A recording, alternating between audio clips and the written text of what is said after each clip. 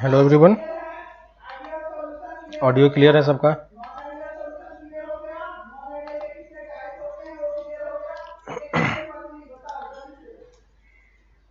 ठीक है, चलो। किसी का डाउट था हाइपरबोला वाले पार्ट में?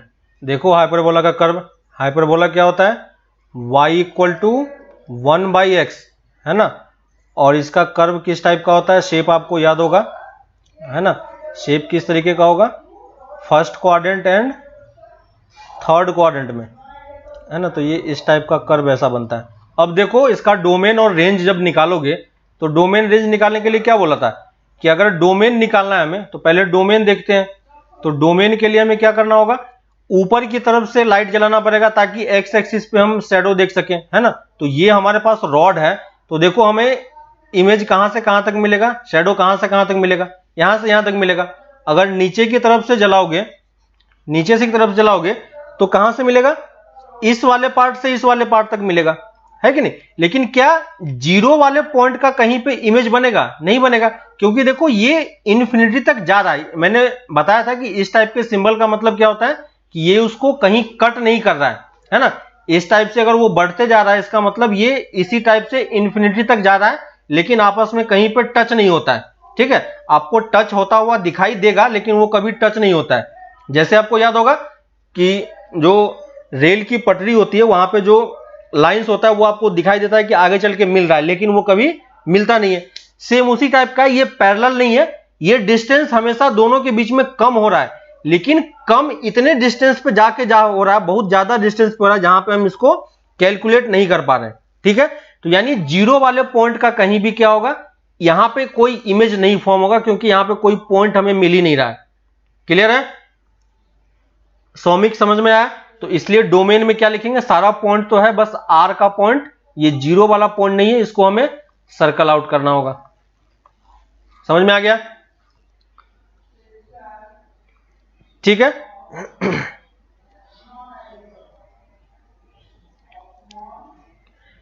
क्लियर है? सबको समझ में आ रहा है? सौमिक समझ में आ गया? ठीक है। वैसे ही रेंज की बात करोगे तो रेंज में भी आप इस तरह से लाइट जलाओगे तो वहां पे फिर से आपके पास जीरो वाला कोई पॉइंट का इमेज नहीं बनेगा, तो इसलिए दोनों क्या हो जाता है? सेम हो जाता है। ठीक है, तो ग्राफ ये इस टाइप का है। ठीक है, अब आते हैं अपने असाइनमेंट डिस्कशन पे। ठीक है, असाइनमेंट का बताओ किस किस क्वेश्चन में डाउट है? क्वेश्चन नंबर 1 to 25, 1 to 25 में कुछ लोगों का डाउट लिखा हुआ है। 10, 11, 12, 19, 23। उपासना एक्सरसाइज वाला भी हम लोग करेंगे बाद में। ठीक है, तो ये 5 क्वेश्चन है। देखो क्वेश्चन नंबर 10 देखो, क्वेश्चन नंबर 10 में ये बोल रहा है, क्वेश्चन नंबर 10 में क्या हो गया? मॉड का क्वेश्चन सॉल्व नहीं हो रहा है। मॉड फाउंडेशन वाले कोर्स में कराया था कि नहीं? मॉड की इनइक्वालिटी भी सॉल्व करवाया था, है ना। आप लोगों को बार बार बोला है कि जिन लोगों ने नहीं देखा है वो चीज क्लियर करो। तो देखो सेट ए हमारे पास क्या दिया हुआ है?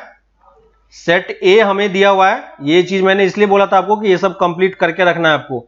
x such that x belong to r, x such that x belong to r and mod x less than 1। ठीक है, अब देखो मॉड x लेस देन 1 का सॉल्यूशन क्या होता है? किसी को याद है मॉड x लेस देन 1 का सॉल्यूशन क्या होता है? मॉड मैंने डिटेल में पूरा इनइक्वालिटी वगैरह सब कुछ पढ़ाया है। ठीक है, एक एक क्वेश्चन वगैरह सब कुछ डिस्कशन किया हुआ है। डिस्कशन पूरा किया हुआ है। देखो अब इस वाले पार्ट में बताओ कि इसका सॉल्यूशन क्या होता है? याद है आपको? x की वैल्यू कहां से कहां तक होगी? 1 से -1 तक। कैसे हुआ? कैसे हुआ ये आपको सुब्रजीत सही है। क्वेश्चन नंबर 10 किसका था? तो फिर इसमें क्या डाउट आ रहा है जब सबका सॉल्व हो रहा है तो? ठीक है, तो फर्स्ट का सॉल्यूशन सेट ए में हमारे पास ये एलिमेंट है। ठीक है, इसका मतलब मॉड सबको सॉल्व करना आ रहा है, कोई प्रॉब्लम नहीं है। सेकेंड वाले पार्ट में है, देखो mod x -1 greater than equal to 1। ठीक है, अब बताओ इसका सॉल्यूशन क्या होगा? ठीक है, इसका सॉल्यूशन क्या लिखेंगे हम? इसका सॉल्यूशन क्या होगा? याद होगा आपको?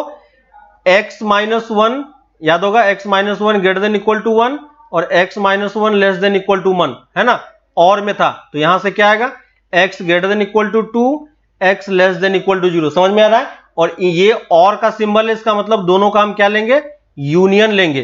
तो ये 0 है और ये 2 है, तो ये दोनों पार्ट है हमारे पास। क्लियर है?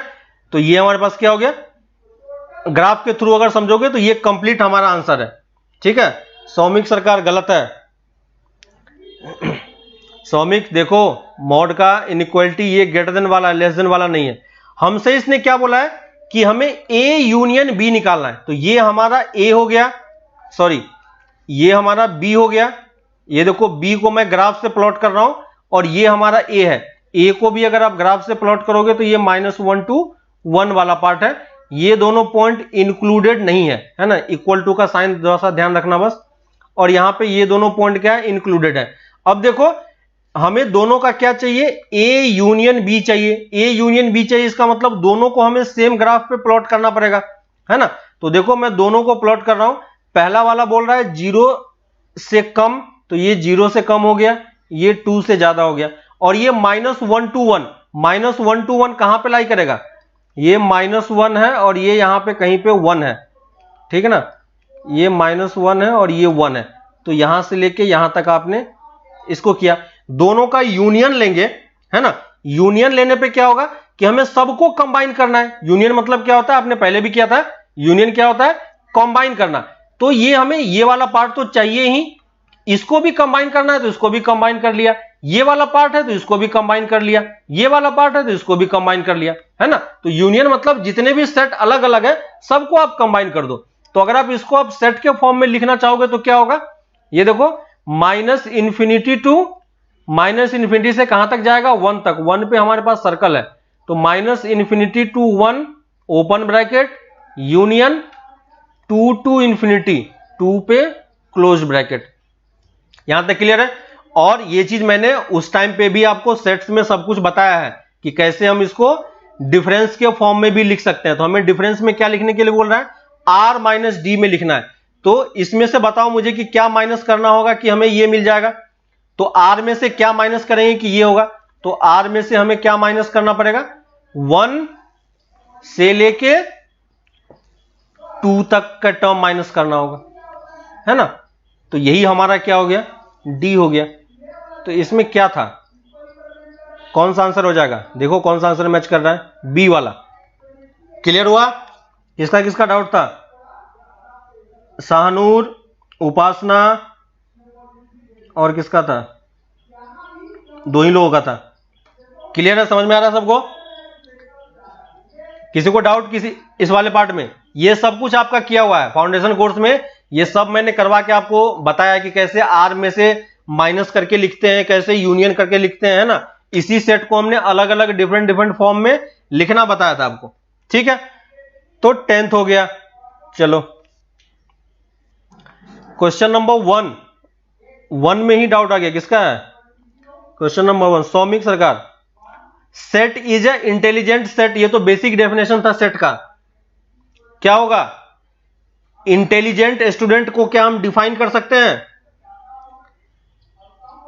इंटेलिजेंट स्टूडेंट को हम डिफाइन कर सकते हैं। क्लास में पहला लेक्चर में तो मैंने यही बताया था, सेट का डेफिनेशन बताया था कि वेल डिफाइन होना चाहिए। तो क्या ये वेल डिफाइन है, नहीं है, क्योंकि इंटेलिजेंट क्या होता है, रिलेटिव टर्म होता है।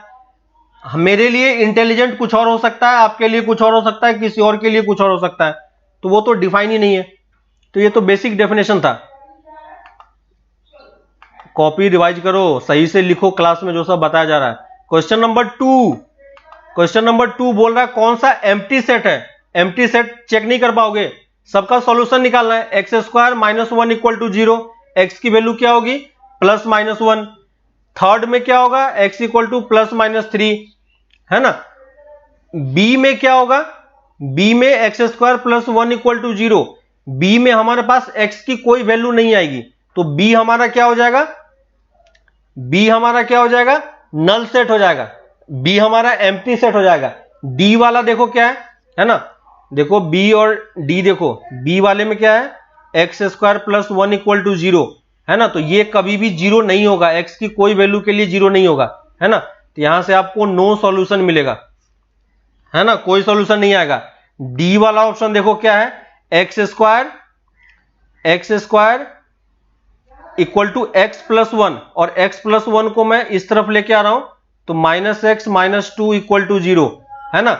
यहां से देखो लास्ट क्लास में क्वाड्रेटिक का हमने रूट्स निकालना सीखा था, तो अगर इसका कोई रूट्स आ जाएगा तो नल सेट नहीं होगा, है ना। तो इसका रूट्स निकालने के लिए हम क्या चेक करते हैं, डी की वैल्यू, डी कितना है, बी स्क्वायर माइनस 4ab, तो डी यहां से क्या आ रहा है, पॉजिटिव आ रहा है, इसका मतलब इसका कोई ना कोई रूट होगा, है ना। तो सिर्फ नल सेट कौन सा होगा, ये वाला पार्ट नल सेट होगा। क्लियर है, सौमिक क्लियर हो गया, सौमिक क्लियर हो गया। थर्ड में सिर्फ वही है, सेट ए हमें दिया हुआ है, सेट ए सॉल्यूशन निकालना, सॉल्यूशन नहीं निकाल पाओगे, सॉल्यूशन निकालना है, हमें ऐसा सॉल्यूशन खोजना है जो दोनों इक्वेशन को सेटिस्फाई करे, है ना। आ रहे हैं शाहनूर आ रहे हैं उस वाले पार्ट पे, है ना। थर्ड में हमें सॉल्यूशन ऐसा एक्स निकालना है जो दोनों इक्वेशन को सेटिस्फाई करे, x square equal to 16 and 2x equal to 6। तो एक्स स्क्वायर इक्वल टू 16 से आंसर क्या आएगा, एक्स स्क्वायर इक्वल टू 16 से आंसर क्या आएगा, प्लस माइनस 4। थर्ड वाला देखो हमारे पास दो इक्वेशन है, एक्स स्क्वायर इक्वल टू 16 और ट्वाइस एक्स इक्वल टू 6, और यहां पे एंड लिखा हुआ है। एंड का मतलब समझ में आता है कि नहीं, एंड का मतलब क्या होता है कि दिस एंड दिस। तो हमें देखो यहां से x की वैल्यू कितनी मिल रही है 3, और यहां से x की वैल्यू कितनी मिल रही है प्लस माइनस 4। तो हमें एक ऐसा इक्वेशन, ऐसी x की वैल्यू चाहिए जो इसको भी सेटिस्फाई करे और इसको भी सेटिस्फाई करे, है ना, इसको भी सेटिस्फाई करे और इसको भी सेटिस्फाई करे। तो क्या कोई ऐसा x पॉसिबल है, यहां पे देखो x की वैल्यू 3 हो रही है, x की वैल्यू प्लस माइनस 4 हो रहा है, तो यहां से क्या आएगा, नो सॉल्यूशन। कोई ऐसा x नहीं होगा जो दोनों इक्वेशन को एक साथ सेटिस्फाई करे, है ना, कोई ऐसा। अच्छा एक्सरसाइज 1 का है, एक्सरसाइज 1 का बाद में कर रहे हैं, अभी एक्सरसाइज 2 चल रहा है, ठीक है। तो इस वाले पार्ट में क्या है कि कोई सॉल्यूशन नहीं मिलेगा। एक्सरसाइज 1 नहीं बोला था, अभी एक्सरसाइज 2 डिस्कशन कर रहे हैं, तो 1 के क्वेश्चन क्यों लिख रहे हो, ठीक है, 1 वाला बाद में करेंगे। तो 10 सबका क्लियर है, ठीक है, बाकी मैंने डिस्कशन कर दिया है, देख लेना। उसके बाद आते हैं क्वेश्चन नंबर 11 पे। क्वेश्चन नंबर 10 हो गया, क्वेश्चन नंबर 11 हम लोग बाद में करेंगे, है ना। क्वेश्चन नंबर 11 का भी आपको ग्राफ नहीं पता है इसलिए प्रॉब्लम हो रहा है, ठीक है। जब ग्राफ कर लोगे तो इसी क्वेश्चन को मैं एग्जांपल में ले लूंगा, ठीक है। तो क्वेश्चन नंबर 11 बाद में करना, अभी वो इसी चैप्टर में आएगा। ये सब फंक्शन का है इसलिए आपसे नहीं हो रहा है, ठीक है। तो 11 को सर्कल मार्क करके आप छोड़ दो कि बाद में इस क्वेश्चन को याद दिला देना, अगर कवर मैं नहीं करता हूं तो नेक्स्ट क्लास में पूछ लेना, ठीक है। क्वेश्चन नंबर 12, क्वेश्चन नंबर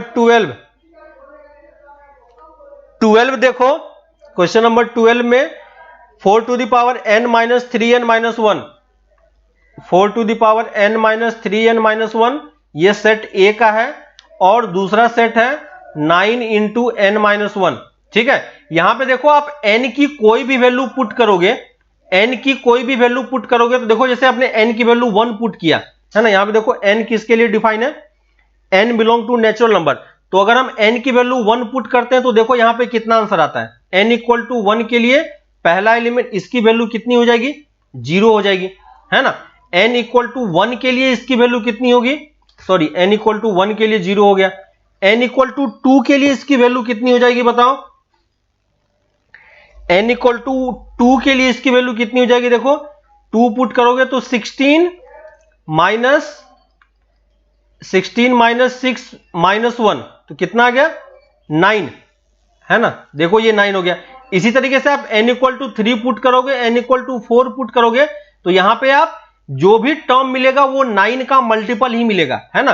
तो ये टर्म एक्चुअली में क्या है, मल्टीपल्स ऑफ 9 है, ठीक है ना, मल्टीपल्स ऑफ 9 है, मल्टीपल्स ऑफ 9 है। और सेट बी में भी जो हमारे पास टर्म दिया हुआ है वो भी क्या है, मल्टीपल्स ऑफ 9 है, ठीक है। तो दोनों सेट मल्टीपल्स ऑफ 9 का ही टर्म है, ठीक है। तो दोनों का जब आप इंटरसेक्शन लोगे, और क्या निकालने के लिए बोला है, यूनियन निकालने के लिए बोला है, तो दोनों का यूनियन लोगे तो आपको क्या मिलेगा,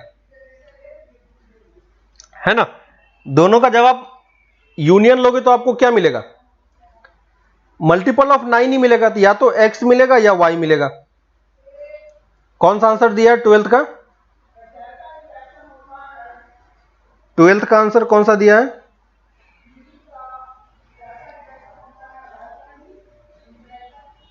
ट्वेल्थ का आंसर क्या दिया है?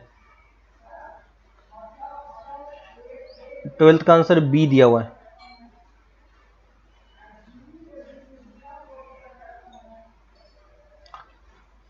ट्वेल्थ का आंसर बी है, ठीक है। तो देखो एक्चुअली में ये यूनियन जब आप कैलकुलेट करोगे, ये जो हमने चेक करने का मेथड आपको बताया अभी, ये मेथड हम लोग एक्चुअली में इस तरीके से चेक नहीं करते, क्योंकि हम सारी वैल्यू को चेक नहीं कर पाएंगे। तो जब आप बाइनोमियल पढ़ोगे, ठीक है, तो बाइनोमियल में ये क्वेश्चन फिर से आएगा, है ना। तो बाइनोमियल में आपको ये पता चल जाएगा, वहां से आप डायरेक्टली चेक करके बता पाओगे कि ये 9 का मल्टीपल है या नहीं है, ठीक है। तो 9 का मल्टीपल ये भी आप चेक करोगे, तो देखो आप कुछ वैल्यू पुट करके देखोगे तो ये 9 का मल्टीपल आता है, ये भी 9 का मल्टीपल आता है, ठीक है। तो आप यूनियन वगैरह सब कुछ कैलकुलेट कर सकते हो, ठीक है। तो 12th भी हो गया। क्वेश्चन नंबर 9 में किसी को डाउट है?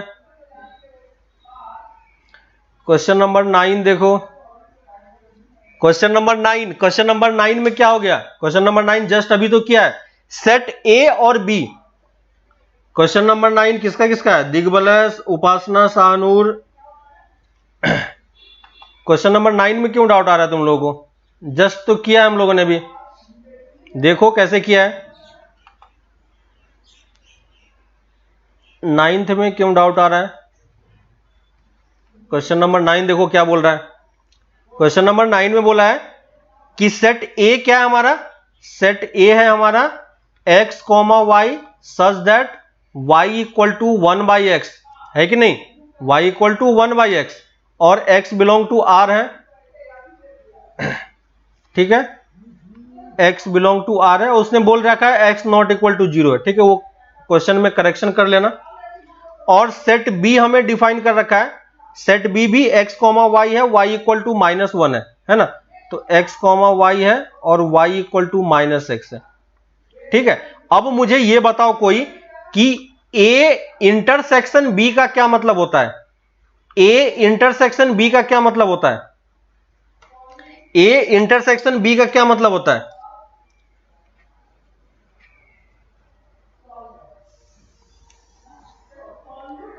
देख लो, ये क्वेश्चन अच्छा क्वेश्चन है वैसे, इसमें एक चीज मुझे एक्सप्लेन भी करना है 9th का। तो देखो A इंटरसेक्शन B का मतलब क्या होता है कि हमें एक ऐसा एलिमेंट खोजना है जो सेट A में भी लाई कर रहा हो और सेट B में भी लाई कर रहा हो। सेट A जो है वो क्या है अपने आप में? सेट A जो है वो अपने आप में क्या है? सेट A जो है वो अपने आप में क्या है? एक ग्राफ है कि नहीं? आपको ध्यान में आ रहा होगा। सेट A क्या है? अपने आप में एक ग्राफ है। देखो y इक्वल टू 1/x और y इक्वल टू 1/x का कर्व हमें पता है कि नहीं? ये हमारे पास y इक्वल टू 1/x का कर्व होता है, ठीक है। तो इस कर्व के जितने भी पॉइंट्स हैं वो सेट A का एलिमेंट है, ठीक है। सेट B का एलिमेंट क्या होगा? सेट B का एलिमेंट बोल रहा है y इक्वल टू -x, है ना। और ये y इक्वल टू -x भी क्या है? एक स्ट्रेट लाइन का इक्वेशन है। किस लाइन का इक्वेशन है?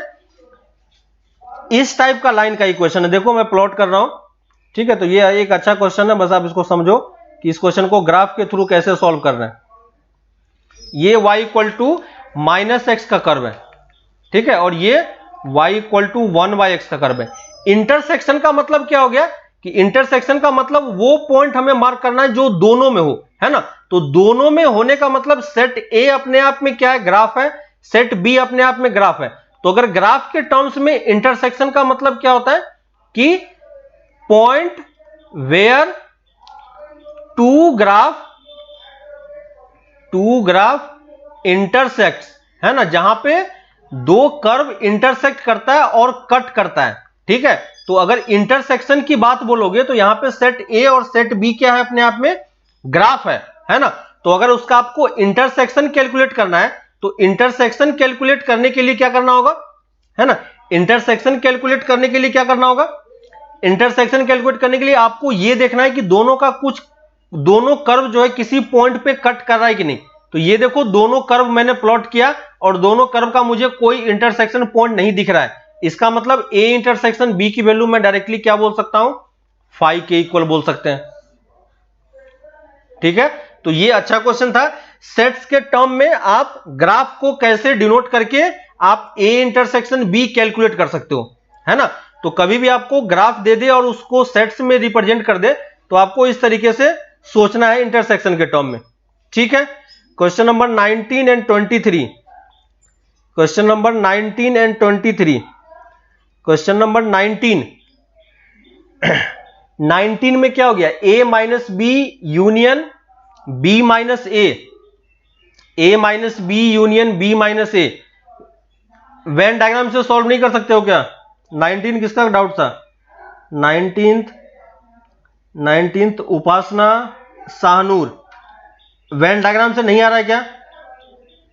किसी का आया 19th का?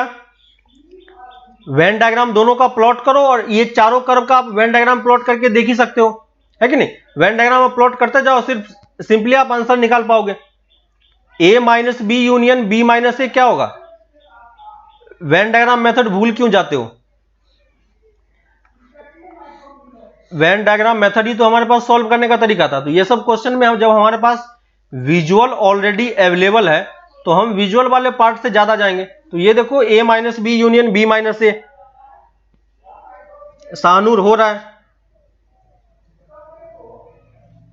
है ना। तो जब हमें दिख रहा है तो फिर क्यों उसको करेंगे? शाहनूर जब वेन डायग्राम से हो रहा है तो फिर क्यों पूछ रहे हो? मेथड से नहीं हुआ कोई बात नहीं, मेथड से हम नहीं करेंगे, क्या प्रॉब्लम है। हमें क्वेश्चन सॉल्व करना है, ठीक है ना। एग्जाम में जब जाओगे वहां पे तो वो आपसे कोई मेथड नहीं पूछेगा कि किस मेथड से आप कर रहे हो, है ना। ये सब क्वेश्चन जो आप अभी ये सब क्वेश्चन मिला, ये सब क्वेश्चन आपसे बोर्ड में कभी पूछा भी नहीं जाएगा, है ना, क्योंकि ये सब बोर्ड से ऊपर की चीज है। तो यहां से हम डिफरेंट मेथड इसलिए तो सीख रहे हैं, है कि नहीं, क्योंकि हर एक क्वेश्चन को आप हर एक मेथड से सॉल्व नहीं कर सकते हो। प्रॉब्लम तो यही है, इसलिए हमें एक ही क्वेश्चन को अलग अलग डायरेक्शन से सोचने का तरीका मैं आपको बता रहा हूं। एग्जाम के टाइम पे आपको कौन सा मेथड स्ट्राइक करेगा हमें नहीं पता, है ना।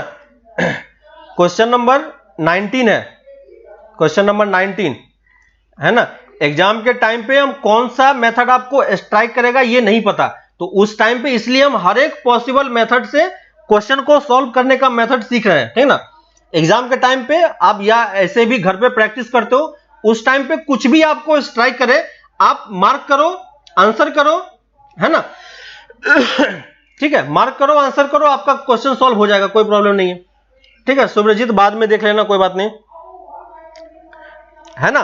तो उसके लिए नहीं सोचना है कि मुझे हर एक मेथड से क्वेश्चन सॉल्व करना है। ठीक है, क्वेश्चन सॉल्व हो रहा है तो कोई दिक्कत नहीं है, वेन डायग्राम से सॉल्व कर सकते हो, आपका आंसर आ रहा है। ठीक है, तो ऑलरेडी जब हमारे पास इजी मेथड है ही तो हम टफ मेथड में क्यों जाएंगे, है कि नहीं। तो वेन डायग्राम से सॉल्व करो, आ जाएगा। Question number 23, question number 23, P Q R are subsets of the set A, then R cross P complement, है ना। क्रॉस में आप डिस्ट्रीब्यूटिव लॉ लगा सकते हो। ठीक है, क्रॉस में, क्रॉस के टाइम पे शायद मैंने लिखवाया नहीं था, लिख लो। क्रॉस में आप डिस्ट्रीब्यूटिव प्रॉपर्टी यूज कर सकते हो, तो उस वाले पॉइंट पे ये ऐड कर लेना, A cross B union C। अगर ये तो एग्जाम्पल में या एनसीईआरटी बुक में सॉल्व करने के लिए भी था, है कि नहीं, ये सब प्रॉपर्टी एग्जाम्पल में सॉल्व करने के लिए था। A cross B union A cross C, example में या क्वेश्चन में, एक्सरसाइज में भी तो सेम क्वेश्चन प्रूफ करने के लिए था कि नहीं। तो ये सब एक्चुअली में प्रॉपर्टी ही है, लिख लो अगर याद नहीं है तो। B इंटरसेक्शन C होगा तो आप क्या कर सकते हो, A cross B intersection A cross C कर सकते हो। अब सॉल्व हो जाएगा, अब सॉल्व हो जाएगा। किसका था 23, किसका था 23, शाहनूर। अब हो जाएगा, एनसीईआरटी में सेम क्वेश्चन दिया हुआ है एग्जाम्पल में, है ना। तो एनसीईआरटी आपको ढंग से करना है, इसलिए मैं बार बार उस चीज को फोकस कर रहा हूं, ठीक ना। कोई भी क्वेश्चन ऐसा नहीं है, इसलिए मैं आपको पहले एनसीईआरटी करवाता हूं, उसके बाद में फिर कुछ और आपको करने के लिए दे रहे हैं। ठीक है, तो एनसीईआरटी हमारा बेसिक है। कभी भी आपको किसी क्वेश्चन में डाउट लगे कि उसने उस तरीके से किया, मुझे समझ में नहीं आया, या कहीं भी आपको कुछ प्रॉब्लम हो किसी पार्ट को समझने में, तो हमारा बेसिक यही है बेसिक हमें घूम के एनसीईआरटी पे ही आना है, एनसीईआरटी में जो लिखा हुआ है उसी को हमें सही एज्यूम करना है। क्लियर है? तो एनसीईआरटी में ऑलरेडी सब कुछ अच्छे तरीके से एक्सप्लेन किया हुआ है, किसी भी पार्ट में डाउट हो एनसीईआरटी को फॉलो करो। ठीक है, तो ये वाला प्रॉपर्टी यूज करोगे, अब आप सॉल्व कर पाओगे। 23 हो जाएगा सबसे, है ना? तो question number 1 to question number 25 तक हो चुका है। ठीक है, अभी हम लोग एक्सरसाइज 2 कर रहे हैं, एक्सरसाइज 1 अभी नहीं कर रहे हैं, एक्सरसाइज 2 पहले कंप्लीट करो, उसके बाद हम लोग बाकी का देखेंगे, क्योंकि 1 में बहुत सारा चीज फंक्शन का भी यूज हो गया है, तो इसलिए हम उसको बाद में कर रहे हैं। ठीक है, एक्सरसाइज 2 समझ में आ गया सबको, 1 to 5 हो गया।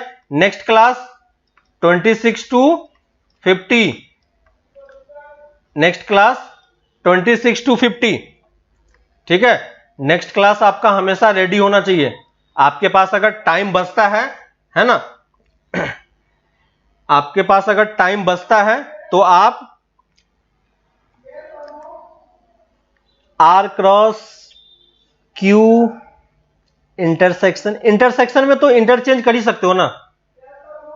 शाहनूर क्या हो गया? ए और बी दोनों दिया हुआ तो क्या हो गया? ए इंटरसेक्शन बी और बी इंटरसेक्शन ए अलग अलग होता है या सेम होता है?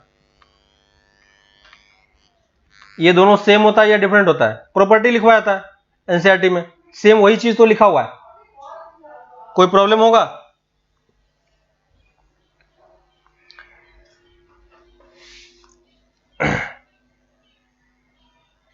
क्लियर है? 16th का आंसर डी, आंसर पीछे दिया हुआ, आंसर तुम्हें मैच कराना है। आंसर मैच नहीं कर रहा है तो फिर बताओ कि आंसर मैच नहीं कर रहा है। बाकी लोगों ने कंप्लीट कर लिया, इसका मतलब डाउट नहीं है उसमें। ठीक है, आंसर मैच कराओ, मैच नहीं करता है तो फिर आप डाउट पूछ सकते हो, है ना? बाकी सबका आंसर आ रहा है सर। ठीक है, तो अप टू 25 तक हो चुका है। नेक्स्ट क्लास में हम लोग अप टू 50 तक कंप्लीट करेंगे। ठीक है, और परसों तक आपका ये एक्सरसाइज ऑलमोस्ट कंप्लीट हो जाएगा। ठीक है ना? तो इस तरीके से 25 का टारगेट लेके चलोगे, सारा क्वेश्चन आपका सॉल्व होगा, कोई प्रॉब्लम नहीं होगा। क्लियर है? एक्सरसाइज 2.3 में जो लास्ट वाला एक क्वेश्चन में शायद डाउट होगा, उस क्वेश्चन को हम लोग अभी आगे करेंगे, है ना? इसी वाले टॉपिक में हम उसको कंटिन्यू करेंगे। ठीक है, तो नेक्स्ट लिखो ब्रांच फंक्शन। नेक्स्ट लिखो ब्रांच फंक्शन। रूल्स मेथड, हाँ एक क्वेश्चन था इसमें, देखो शीट में ये क्वेश्चन है। रूल्स मेथड और जो वो वाला होता है सेट बिल्डर फॉर्मेट, वो दोनों सेम है। कौन सा क्वेश्चन नंबर था? कौन सा क्वेश्चन था? क्वेश्चन नंबर 12, 13, कौन सा क्वेश्चन में ये लिखा हुआ? 24 में, हाँ क्वेश्चन नंबर 24 में। ठीक है, तो ये सब एक्चुअली में पुराने बुक में ये सब मेथड लिखा हुआ होता था। ठीक है, तो रूल्स मेथड, है ना, लिख लो। रूल्स मेथड और सेट बिल्डर फॉर्मेट सेम ही होता है। ठीक है, तो ये सब एक्चुअली में ओल्ड नेम है, बहुत पहले जब था तो उस टाइम पे ये सब नेम यूज होता था, है ना? तो ये जो क्वेश्चंस आपको मिल रहे हैं ये सब एक्चुअली में किसी न किसी एग्जाम में ये सब क्वेश्चन आ चुका है ना? तो आप जो क्वेश्चन सॉल्व कर रहे हो तो आप देख लो कि आप कैसा क्वेश्चन परफॉर्म कर रहे हो। ठीक ना? क्योंकि जितने भी क्वेश्चन आपको शीट्स में दिए गए हैं ये सब किसी न किसी ऑल इंडिया लेवल पे किसी न किसी एग्जाम में मैथ्स के क्वेश्चन में ये सब क्वेश्चन आ चुका है ना? तो आप डायरेक्टली उस लेवल के क्वेश्चन सॉल्व कर रहे हो, और ये सब स्टार्टिंग से लेके अभी तक के सारे क्वेश्चन है ना? तो किसी किसी में कुछ पुराने बुक्स जो लोग फॉलो करते थे उस टाइम पे उस टाइप का क्वेश्चन बनता था, है ना? तो वैसा कुछ दिक्कत नहीं है। अभी के लिए आपसे वो रूल्स मेथड वगैरह कुछ भी नहीं देगा, है ना? एनसीईआरटी बुक इसलिए बोला कि एनसीईआरटी बुक में जो लिखा हुआ है वही सब नेम आपको आएगा। ठीक है, उसके अलावा कुछ नेम आता है तो उसको हम लोग यहां पे पढ़ लेंगे। ठीक है, नेक्स्ट हम लोग आते हैं ब्रांच फंक्शन पे। चलो तो ब्रांच फंक्शन क्या होता है कि लास्ट क्लास में हमने लीनियर फंक्शन और पॉलिनोमियल फंक्शन और रैशनल फंक्शन टाइप के पढ़े हैं। ठीक है, तो ये तीन टाइप का कर्व आप लोग पढ़ चुके हो अभी तक के लिए। अब ब्रांच फंक्शन क्या होता है कि जैसे अगर किसी ने मुझे बोला कि y इक्वल टू एक्स है, ठीक है। और अगर y इक्वल टू एक्स और यहां पे इसने x को डिफाइन नहीं किया तो बाय डिफॉल्ट हम क्या ले लेते हैं, x बिलोंग टू r ले लेते हैं, है ना।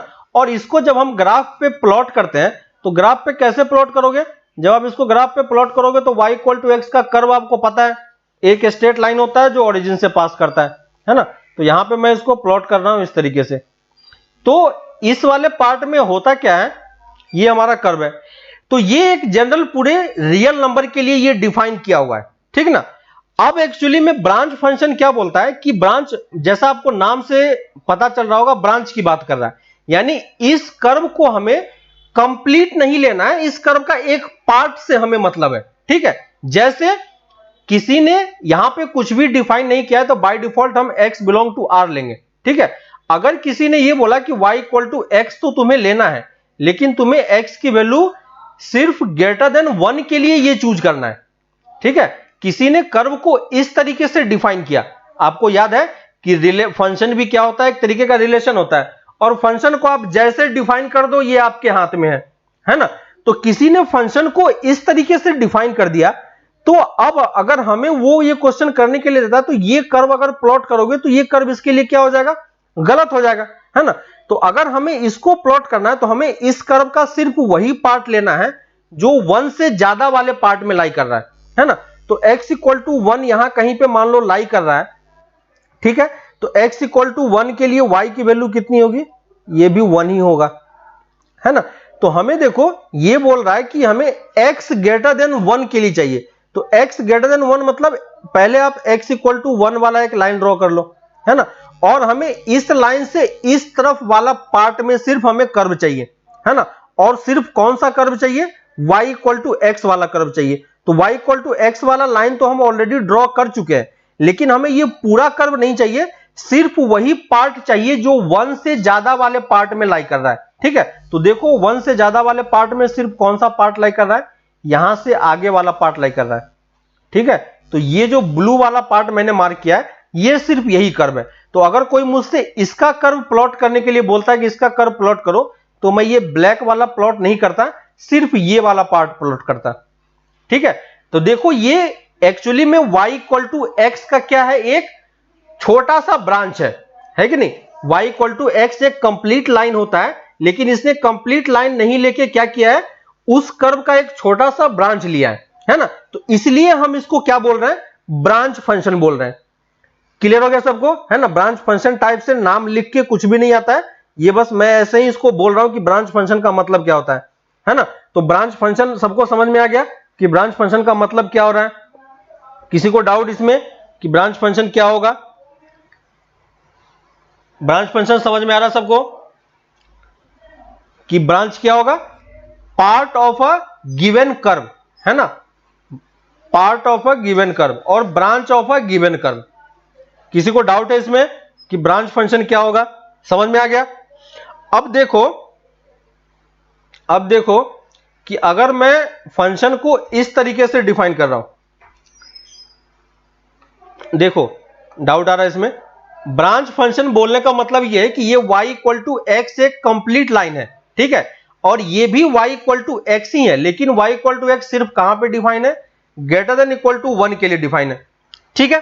तो ग्रेटर देन 1 इक्वल टू पहले हमने y equal to x plot कर लिया और उसका सिर्फ वो वाला पार्ट चूज किया जो वाला पार्ट 1 से ज्यादा था, ठीक है। अभी हम और आगे एग्जांपल करते हैं, तो आपको मैं अभी और आगे एग्जांपल इसको कर रहा हूं तो आपको और अच्छे तरीके से क्लियर होगा, ठीक है। मैं एक और एग्जांपल ले रहा हूं, ठीक है। एग्जांपल देखो, दूसरे एग्जांपल के थ्रू आप समझो इसको कि मान लो कि मैंने एक फंक्शन डिफाइन किया। अब देखो इसी वाले पार्ट में मुझे एक चीज बताओ कि ये एक्चुअली में y है ना, और y को हम क्या बोलते हैं, fx भी बोलते हैं। तो ये fx इक्वल टू एक्स है, ठीक है। अब अगर कोई हमसे ये पूछता कि f ऑफ 0 की वैल्यू कोई मुझे बताओ, f ऑफ 0 की कोई वैल्यू मुझे बताओ, तो इस वाले फंक्शन के लिए क्या मुझे आप f ऑफ 0 की वैल्यू बता सकते हो, कितनी होगी, f ऑफ 0 की वैल्यू बता सकते हो क्या होगी, बताओ कोई कि इस वाले फंक्शन के लिए क्या f ऑफ 0 का कोई वैल्यू आप बता सकते हो क्या होगा। इस वाले पार्ट के लिए अगर कोई मुझसे पूछता कि f ऑफ 0 की वैल्यू कितनी होगी तो मैं 0 बोल पाता, ठीक है। इस वाले पार्ट के लिए अगर कोई मुझसे पूछ रहा है कि एफ ऑफ जीरो की वैल्यू क्या होगी, तो मैं क्या बोलूंगा कि नॉट डिफाइंड। मैं यहां पे क्या बताऊंगा उसको, नॉट डिफाइंड, है ना। ये क्या है, डिफाइन नहीं है। क्यों डिफाइन नहीं है, क्योंकि जो हमारा कर्व है वो सिर्फ किसके लिए डिफाइन है, 1 से ज्यादा के लिए डिफाइन है। 1 से कम के लिए इसने कुछ भी डिफाइन नहीं किया है ना। तो क्योंकि 1 से कम के लिए हमारे पास फंक्शन डिफाइन ही नहीं है, तो हम कोई वैल्यू नहीं बताएंगे, बस ये बताएंगे कि ये फंक्शन यहां पे डिफाइन नहीं है। क्लियर है ना। तो 0 क्योंकि लेस देन 1 है, इसलिए ये फंक्शन डिफाइन नहीं है। अब मुझे ये बताओ कि मैं एक और फंक्शन लिख रहा हूं एफ एक्स इक्वल टू, ये सबको समझ में आ रहा है क्या बताओ, x greater than equal to 0, और यहां पे मैं लिख रहा हूं x plus 2 x less than 0। ठीक है, ये मैंने डिफाइन किया। अब इसका मतलब क्या है, ये आपको समझ में आ रहा है क्या किसी को? देखो इसका मतलब क्या है, ये मैं समझाने का ट्राई करता हूं आपको। एफ एक्स की वैल्यू क्या है, ये इस दोनों फंक्शन पे डिपेंड कर रहा है ना। और ये दोनों फंक्शन एक्चुअली में अलग अलग पार्ट में डिफाइन है ना। ये किस पार्ट में डिफाइन है, जब x की वैल्यू 0 से ज्यादा होगी तब हम ये वाला फंक्शन चूज करेंगे, और जब x की वैल्यू 0 से कम होगी तब हम ये वाला फंक्शन चूज करेंगे, है ना। अब बताओ इसी क्वेश्चन में अगर कोई मुझसे ये पूछता, ये 3 वैल्यू मुझे निकाल के बताओ क्या होगी, f ऑफ 5 की वैल्यू कितनी होगी, f ऑफ 0 की वैल्यू कितनी होगी, f ऑफ -1 की वैल्यू कितनी होगी, और फोर्थ वैल्यू f ऑफ 1000 की वैल्यू 10,000 की वैल्यू कितनी होगी, और f ऑफ -10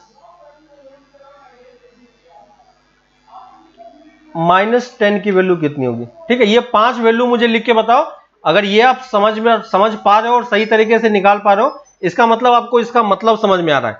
ठीक है, बताओ f ऑफ 5 की वैल्यू क्या होगी, 0 की वैल्यू क्या होगी, f ऑफ -1 क्या होगा और क्या होगा।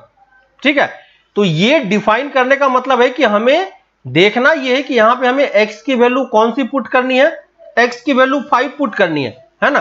तो x की वैल्यू 5 पुट करनी, यानी x की वैल्यू जब 0 से ज्यादा होगी तो हमें ये निकालना होगा, है ना। क्योंकि फंक्शन देखो यहां पे ये भी डिफाइन है और ये भी डिफाइन है, तो किस वाले पार्ट में आपको x की कौन सी वैल्यू पुट करना है, ये बस ये वाला कंडीशन हमें बता रहा है ना। तो देखो यहां पे 5 है, तो 5 इस वाले रीजन में लाइक कर रहा है, तो हम ये वाला पार्ट चूज करेंगे, तो इसकी वैल्यू कितनी हो जाएगी 5। सबको क्लियर है। f ऑफ 0 की वैल्यू कहां पे पुट करोगे, f ऑफ 0 की वैल्यू भी 0 आ रही है, सही है। f ऑफ -1 की वैल्यू हमें कहां पे पुट करना पड़ेगा, इस वाले पार्ट में पुट करना पड़ेगा। f ऑफ -1 की वैल्यू कितनी आ जाएगी, 1 आ जाएगी।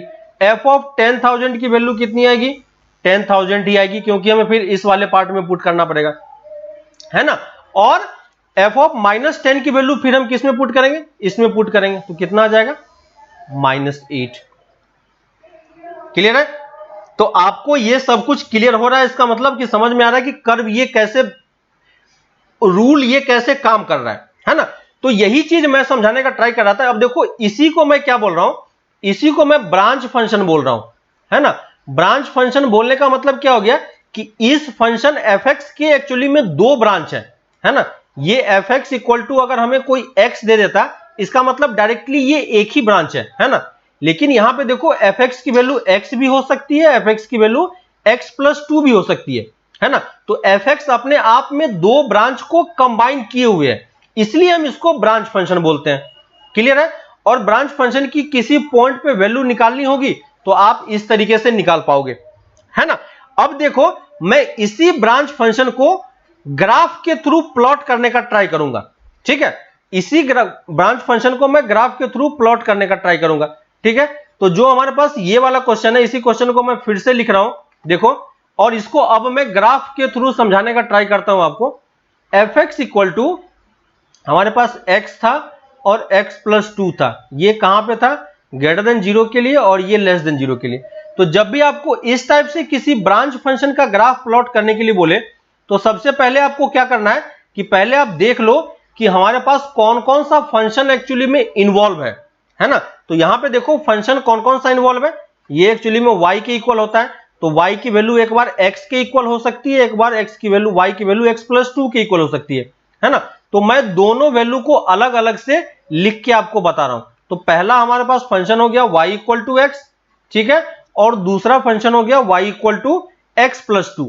ये दोनों कर्व हमारे लिए इस फंक्शन में क्या है, इन्वॉल्व है, लेकिन अलग अलग पार्ट में है, कंप्लीटली इन्वॉल्व नहीं है, पार्शियली इन्वॉल्व है, और इस कर्व का एक ब्रांच इसमें क्या है, इन्वॉल्व है, ठीक है।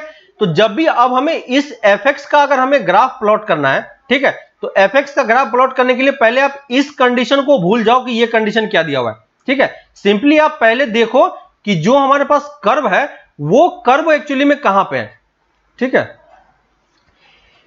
ये जो कौन कौन सा कर्व है, मैंने देखो दोनों कर्व को यहां पे मार्क करके लिख लिया है। पहला curve y equal to x involve है और दूसरा curve y equal to x plus 2 involve है, ठीक है। और अब आप क्या करो, इन दोनों कर्व को इस एक्स वाई प्लेन पे डॉटेड लाइन से प्लॉट करो, ठीक है। हम किससे प्लॉट करेंगे, डॉटेड लाइन से। तो y इक्वल टू एक्स एक लाइन का कर्व होता है, याद होगा आपको, है ना, लीनियर फंक्शन है, तो लाइन का कर्व है, तो लाइन को मुझे प्लॉट करना तो आता है ना। तो लाइन को ये ओरिजिन से पास करेगा और ये इस तरीके से, देखो मैं डॉटेड लाइन से प्लॉट कर रहा हूं, ठीक है, मैंने कोई सॉलिड लाइन नहीं लिया है, डॉटेड लाइन ले रहा हूं, ठीक है। और दूसरा कर्व क्या है हमारे पास, दूसरा कर्व है y equal to x plus 2। y equal to x plus 2 को भी मैं डॉटेड लाइन से प्लॉट करूंगा, तो ये भी क्या है, लाइन का ही इक्वेशन है, तो लाइन को तो प्लॉट करना आता है। x इक्वल टू 0 पे y की वैल्यू 2 हो जाएगी और y इक्वल टू 0 पे x की वैल्यू कितनी हो जाएगी, ये हो जाएगा, ठीक है। दोनों लाइन को आप ड्रॉ करोगे तो ये दोनों लाइन एक्चुअली में क्या है, पैरेलल लाइन है ना, तो ये दोनों कहीं पे कट नहीं करेगा। कैसे पता चला पैरेलल होगा या नहीं होगा, ये चीज हम लोग बाद में बताएंगे, ठीक है, या फिर आपको फिजिक्स में सर ने बताया होगा कि पैरेलल लाइन कैसे देखते हैं या नहीं देखते हैं, ठीक है। तो अभी के लिए मैं उस वाले डिस्कशन पे नहीं जा रहा हूं, बस आपको ये देखना है कि ये दोनों लाइन पैरेलल है। अब ये पैरेलल है या नहीं ये हम कैसे पता करेंगे, है ना। पैरेलल नहीं होगा तो क्या होगा, इंटरसेक्ट करेगा, और इंटरसेक्ट होगा या नहीं होगा वो हम कैसे पता करेंगे, तो इन दोनों लाइन को आपको सॉल्व करके देखना है। अगर कोई x की वैल्यू मिल जाएगी इसका मतलब इंटरसेक्ट कर रहा होगा, अगर x की वैल्यू नहीं मिलेगी इसका मतलब पैरेलल होगा, है ना। बस दो ही केस पॉसिबल है। तो आप इन दोनों लीनियर इक्वेशन को सॉल्व करना तो आता है ना। y की वैल्यू को अगर इक्वेट कर दोगे तो x प्लस 2 इक्वल टू 0, देखो यहां से x कैंसिल हो गया, 0 इक्वल टू 2 हो गया, यानी ये डिफाइन नहीं है, इसका मतलब ये दोनों कर्व क्या है, कहीं भी कट नहीं कर रहा है। तो ये मैंने चेक कर लिया तो मुझे पता चल गया कि ये वाला चीज है, ठीक है। अब देखो अभी भी मैंने डॉटेड लाइन से ही प्लॉट किया है, लेकिन ये कौन सा कर्व है, ये है हमारे पास जो ग्रीन वाला है, ये y equal to x plus 2 है, और जो रेड वाला है वो y इक्वल टू एक्स है, ठीक है। तो अब देखो हमें जो हमारा fx कर्व है, fx कर्व एक्चुअली में जो डिफाइन किया हुआ है वो ग्रेटर देन 0 के लिए अलग फंक्शन है और लेस देन 0 के लिए अलग फंक्शन है। फिर से हम यहां पे आते हैं, ग्रेटर देन 0 की बात करते हैं, ठीक है। ग्रेटर देन 0 की अगर हम बात करेंगे तो ग्रेटर देन 0 वाला पार्ट कौन सा होगा, यहां से x की वैल्यू ग्रेटर देन 0 है, ठीक है ना। तो ये मैंने x ग्रेटर देन 0 वाला पार्ट आपको मार्क करके दिखाया है ना, x की वैल्यू मैंने ग्रेटर देन 0 पार्ट मार्क की। और अगर x की वैल्यू ग्रेटर देन 0 है तो इस वाले पार्ट में हमें कौन सा लेना है, y इक्वल टू एक्स वाला लाइन हमें लेना है ना।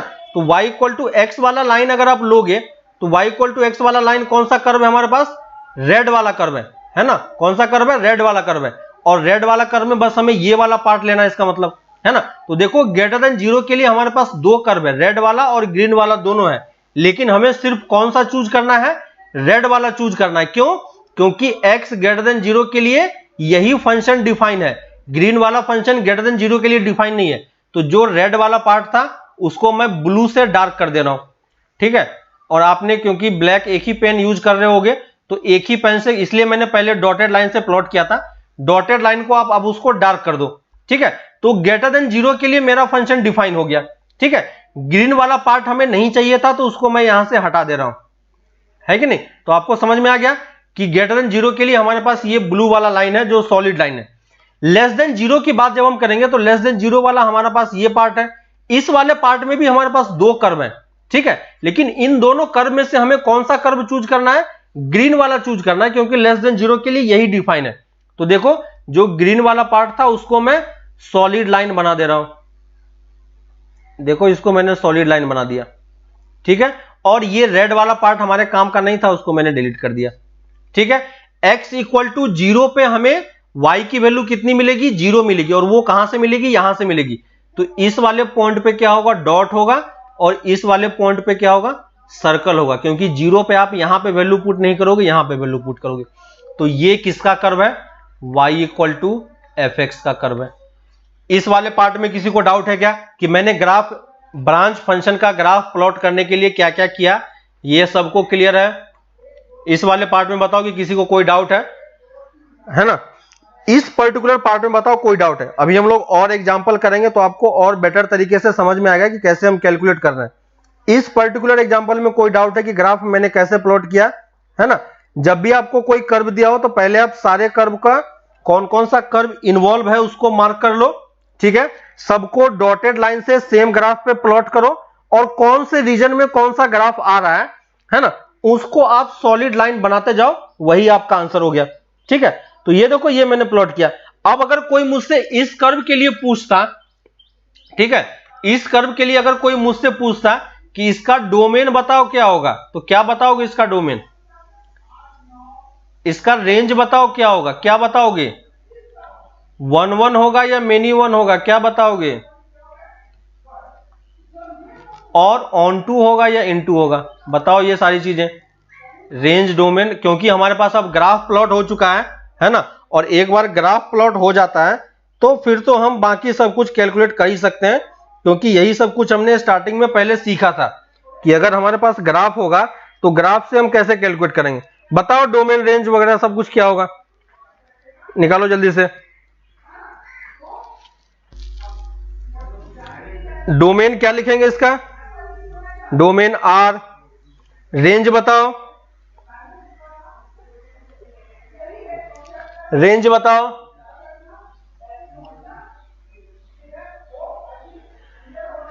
रेंज बताओ क्या होगा?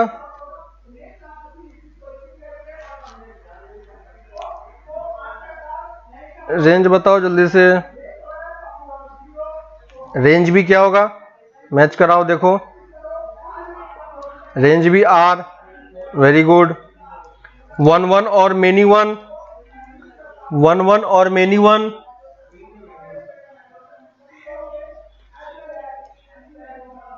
1 1 होगा या मेनी 1 होगा? जल्दी जल्दी कैलकुलेट करो, फिर हम लोग नेक्स्ट एग्जांपल पे आते हैं।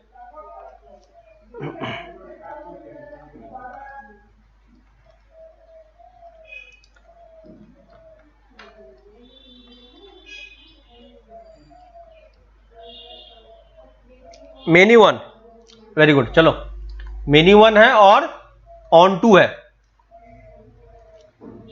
ठीक है?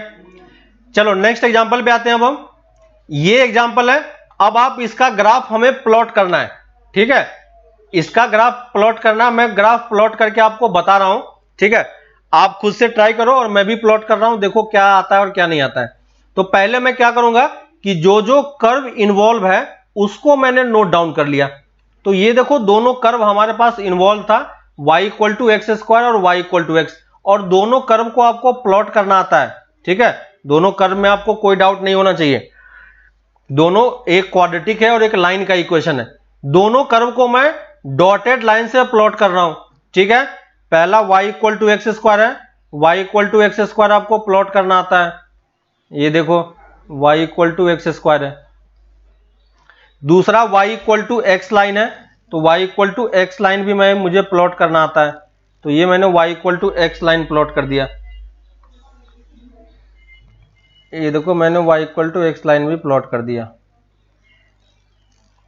सॉरी, ये ओरिजिन से पास करेगा तो वो ध्यान रखना, ठीक है? ये देखो, पहली चीज कि जब भी आपके पास इक्वेशन हो तो पहले आप चेक करो कि ये दोनों कर्व कट करेगा या नहीं करेगा, है ना? तो कट करेगा या नहीं करेगा वो हम कैसे चेक करेंगे? तो दोनों के y की वैल्यू को आप इक्वेट कर दो। तो x square equal to x करोगे तो यहां से देखो, x square minus x equal to 0, x into x minus 1 equal to 0, x equal to 0 और एक्स इक्वल टू 1। यानी ये दोनों कर्व आपस में इंटरसेक्ट करेगा। कहां पे इंटरसेक्ट करेगा? x की वैल्यू 0 और x की वैल्यू 1 पे। तो x इक्वल टू 0 पे तो आपको दिख ही रहा है कि ये कट कर रहा है, और ये वाला पॉइंट एक्चुअली में कौन सा पॉइंट है? x की वैल्यू 1 है ना? तो जरूरत पड़ेगी तो हम यूज करेंगे, नहीं पड़ेगी तो कोई बात नहीं है, ठीक है? तो मैंने डॉटेड लाइन से दोनों को प्लॉट कर लिया। अब देखो, एक्चुअली में ये कंप्लीट कर्व हमारे पास है नहीं, है ना? इसका हमारे पास क्या है? एक पर्टिकुलर ब्रांच हमारे पास है। तो जब x की वैल्यू 0 से ज्यादा होगी तो ये 0 से ज्यादा वाला पार्ट है, 0 से ज्यादा के लिए हमें कौन सा कर्व लेना है, एक्स स्क्वायर। तो एक्स स्क्वायर वाले कर्व को मैं क्या कर रहा हूं, सॉलिड लाइन में कन्वर्ट कर दे रहा हूं, ठीक है। और जो ये वाला पार्ट था, रेड वाला पार्ट, जिसका हमें कोई काम नहीं था, y इक्वल टू एक्स वाला, उसको मैंने हटा दिया, ठीक है। दूसरा, जब x की वैल्यू लेस देन 0 होगी, लेस देन 0 मतलब ये वाला पार्ट आएगा, और इस वाले पार्ट में कौन सा कर्व हमारे पास इन्वॉल्व है, y equal to x involve है। तो y इक्वल टू एक्स यानी ये वाला पार्ट, नीचे वाला जो कर्व था हमारे पास रेड वाला, इसको मुझे सॉलिड लाइन करना है, ठीक है। ये देखो सॉलिड लाइन हो गया, और ये वाले पार्ट को मैं क्या करूंगा, हटा दूंगा। तो देखो हमारे पास अगर कोई हमसे कर्व प्लॉट करने के लिए बोलता तो हमारे पास ये कर्व होता, ये इस इक्वेशन का, ये इसका इक्वेशन है, y equal to F x का ये ग्राफ है, ठीक है। और यहां से आप देख सकते हो, डोमेन को मैं r लिखूंगा, रेंज को भी मैं r लिखूंगा, है ना, 1 1 होगा और ऑन 2 होगा, ठीक है। बाकी सब कुछ आप कैलकुलेट कर सकते हो। एक बार आपके पास ग्राफ आ गया तो ये इंटरसेक्शन पॉइंट निकालना जरूरी है ना।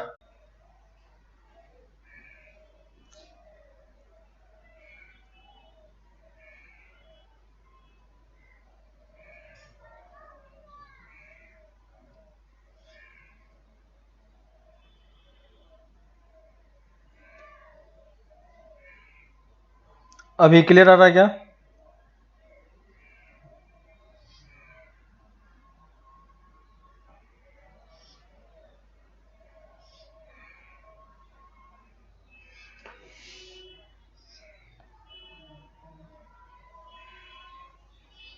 अब देखो सही आ रहा है। हाँ, तो मैं यही बता रहा था। हाँ, तो देखो ये ग्राफ इंटरसेक्शन पॉइंट निकालना जरूरी है, ठीक ना। तो इंटरसेक्शन पॉइंट निकालने का आप हैबिट डाल लो, ठीक है, क्योंकि अभी हमारे पास उसका कोई यूज नहीं हुआ है, लेकिन आगे चल के उसका यूज होने वाला है, ठीक है। तो आप ध्यान रखना कि जब भी आपके पास कोई कर्व हो तो आप ट्राई करो कि इंटरसेक्शन पॉइंट निकाल लो, ताकि आपका ग्राफ थोड़ा सा एक्यूरेट बनता है उससे, है ना, तो उसमें प्रॉब्लम नहीं होता है। तो उस वाले पार्ट को आप थोड़ा सा ध्यान देके रखना, ठीक है। तो ये कर्व आपको समझ में आ रहा है, बाकी डोमेन रेंज वगैरह आप सब कुछ कैलकुलेट कर पाओगे, कोई प्रॉब्लम नहीं होगी, ठीक है। एक और एग्जांपल मैं लेता हूं, इसको सॉल्व करके बताओ। एक और एग्जांपल लो, y equal to x plus x square plus 1 और x प्लस 1, ये लो, इसको प्लॉट करो, प्लॉट करो इसको प्लॉट करो खुद से, और देखो मैं साइड में प्लॉट करके आंसर लिख रहा हूं, आप मुझे बताना कि सबका ये आंसर मैच कर रहा है कि नहीं, ठीक है। आप ये लिखो और देखो कि ये आंसर सबका मैच कर रहा है क्या, है ना। इसमें आपको जितने भी कर्व दिए जाएंगे, सारा कर्व आपको पता है एक्चुअली में, ठीक है। कोई भी कर्व ऐसा नहीं है जो आपको पता नहीं है, ठीक है। जिसका बफरिंग हो रहा है, थोड़ा सा डिले करके देखो, सही चल रहा है इधर, है ना। जो भी कर्व हमें दिया होगा, सारा कर्व हमें एक्चुअली में पता है ना। कुछ भी कर्व ऐसा नहीं होगा जो आपको पता नहीं होगा। तो देखो प्लॉट करो आप दोनों कर्व को। मैं सबसे पहले क्या करूंगा, दोनों कर्व को डॉटेड लाइन से प्लॉट करूंगा। तो पहला कर्व क्या है, y equal to x square plus 1। तो y equal to x square plus 1 का ग्राफ ऐसा कुछ होता है, आप प्लॉट करके देखना। y equal to x plus 1, है ना। तो y equal to x plus 1 को आप सॉल्व करोगे तो देखो ऐसा कुछ कर्व बनेगा, ऐसा कुछ कर्व बनेगा। और इसका इंटरसेक्शन पॉइंट निकालोगे तो ये इंटरसेक्ट कहां पे कर रहा है, x इक्वल टू 1 पे इंटरसेक्ट कर रहा है, x इक्वल टू 1 पे इंटरसेक्ट कर रहा है, ठीक है। थोड़ा सा डिले करके देखो, यहां पे सही चल रहा है ना। अब देखो ग्रेटर देन 0 के लिए कौन सा कर्व है, पैराबोला वाला। तो ग्रेटर देन 0 के लिए मैं क्या करूंगा, पैराबोले वाले कर्व को डार्क कर दूंगा, तो ये वाला कर्व हमारा हो गया, ठीक है। और लेस देन 0 के लिए, लेस देन 0 के लिए ये वाला कर्व है ना। बाकी सारे पार्ट को मैं हटा दूंगा, ये हमारा कर्व हो गया। देखो सबका सेम आ रहा है क्या, सबका सेम आ रहा है। देखो मैंने ग्राफ प्लॉट किया है, बताना किसी को कोई डिफरेंट आ रहा हो तो।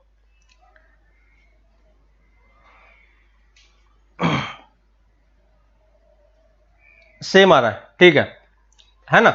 अब देखो एक चीज क्या होता है, जैसे हम इक्वेशन सॉल्व करते हैं, ठीक है, एक चीज मैं आपको बता दे रहा हूं ताकि हम इसको आगे चल के यूज कर पाए और आपको चीजें बेटर तरीके से क्लियर हो, है ना। जब हम किसी का सॉल्यूशन निकालते हैं, ठीक है, सॉल्यूशन का मतलब क्या होता है, एक बार मैं उसको समझा देता हूं आपको, है ना। सॉल्यूशन ऑफ इक्वेशन,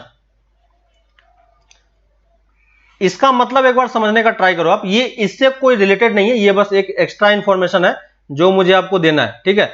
तो इसको आप अलग से लिख लो वहीं पे।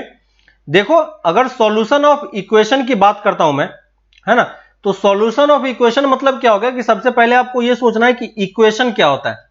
इक्वेशन क्या होता है, आपको पहले भी मैंने ये चीज डिस्कस किया था। इक्वेशन क्या होता है कि इक्वेट करना, है ना। और इक्वेट किसको करते हैं, मैथमेटिकल एक्सप्रेशंस को हम आपस में इक्वेट करते हैं, है ना। इस तरफ भी आपके पास कोई एक्सप्रेशन होगा, इस तरफ भी आपके पास कोई इक्वेशन है, दोनों इक्वेशन को आप अगर इक्वेट कर दोगे तो क्या बन जाएगा, इक्वेशन बन जाएगा। और इक्वेशन होगा तो उसमें जो वेरिएबल होगी उस वेरिएबल की वैल्यू हमें पता करनी है कि किस वैल्यू के लिए दोनों चीजें इक्वल है, ठीक है। जैसे अगर मैं ये लिखता हूं x square equal to x, है ना, यहां पे देखो सबको ये समझ में आ रहा है क्या कि y x square equal to x लिखा हुआ है, तो ये एक्चुअली में क्या है, इक्वेशन है, ये कर्व नहीं है। आ रहा समझ में, ये क्या है, इक्वेशन है। कर्व जब होगा तो कर्व में एक्स और वाई दोनों का टर्म होगा, ठीक है। Y equal to x square क्या होता है, एक कर्व होता है ना। लेकिन x square equal to x क्या है, इक्वेशन है। तो कर्व और इक्वेशन में डिफरेंस समझ में आ रहा है सबको, है ना। कर्व और इक्वेशन में डिफरेंस समझ में आ रहा है। तो देखो ये चीज, ये इक्वेशन एक्चुअली में बना कैसे होगा, हम मैं उस वाले पार्ट पे जा रहा हूं, ठीक है। मैं आपको इसको और पीछे ले जाके आपको समझाने का ट्राई कर रहा हूं कि ये इक्वेशन बना कैसे होगा, है ना। अगर हमें इक्वेशन इसको सॉल्व करने के लिए बोला है तो हमारे माइंड में ये भी क्लियर होना चाहिए कि ये किसी न किसी दो एक्सप्रेशन से बना होगा और दो एक्सप्रेशन को क्या किया होगा, इक्वेट किया होगा। तो ये किस दो एक्सप्रेशन से मिलकर बना होगा, तो देखो पहला एक्सप्रेशन क्या होगा, y equal to x square रहा होगा, है ना। और दूसरा इक्वेशन क्या रहा होगा, y इक्वल टू एक्स रहा होगा, ठीक है। तो जब भी आपको इक्वेशन से कर्व को निकालना है तो आपको सिंपली करना क्या है, लेफ्ट हैंड साइड को y के इक्वल कर दो और राइट हैंड साइड को भी y के इक्वल कर दो, है ना। तो देखो हमारे पास दो अलग अलग कर्व हो गया। इसी दोनों कर्व में हमने किसको इक्वेट किया, देखो इसी दोनों कर्व में हमने किसको इक्वेट किया, y को इक्वेट किया, है ना। दोनों में y को इक्वेट करोगे तो ये वाला आपके पास क्या बन जाएगा, इक्वेशन बन जाएगा। तो ये इक्वेशन कैसे बन गया, equating the value of x। Clear है ना। तो equating the value of x हो गया। तो आपको यह समझ में आ रहा है कि ये जो इक्वेशन हमारे पास फॉर्म हुआ है, ये इक्वेशन एक्चुअली में क्या रहा होगा, ये इक्वेशन एक्चुअली में, ये दोनों इनिशियली में दो कर्व था, इन दोनों कर्व के y कोऑर्डिनेट को मैंने इक्वेट कर दिया तो ये इक्वेशन बन गया।